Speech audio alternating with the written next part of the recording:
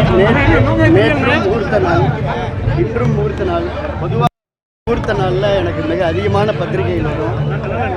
தொடர்ந்து திருமணங்களை சுப நிகழ்ச்சிகளை அட்டன் பண்ணுறேன். இன்றைக்கு மாலை 5 மணிக்கு விராலிமலையில் என்னுடைய நன்றியை தெரிவிக்கக்கூடிய அந்த நிகழ்வை தொடங்குகிறேன். இன்றைக்கி விராலிமலை டவுனும் 3 பஞ்சாயத்தும் போகிறேன். நாளைக்கு நன்றி அறிவிப்பை தொடங்குகிறேன். ஏன்னா முதல்ல நான் மக்களுக்கு நன்றி சொல்லணும், அதுதான் என்னுடைய முதல் கடமையாக பார்க்குறேன். அது அந்த நன்றி அறிவிக்கின்ற அந்த நிகழ்வு முடிஞ்சோன்னா நான் உங்களை பத்திரிகையாளரை சந்திக்கிறேன்.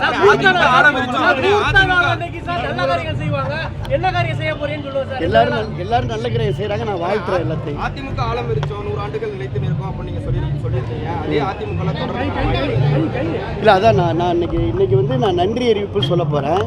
நன்றி அறிவிப்பை தெரிவிச்சுட்டு நான் உங்கள்கிட்ட பேசுகிறேன். நான் நேற்றே சொல்லிட்டேன். புரட்சி தலைவர் எம்ஜிஆர் வழியில், புரட்சி தலைவி அம்மா வழியில் தொடர்ந்து நேற்றே சொல்லியிருக்கேன்.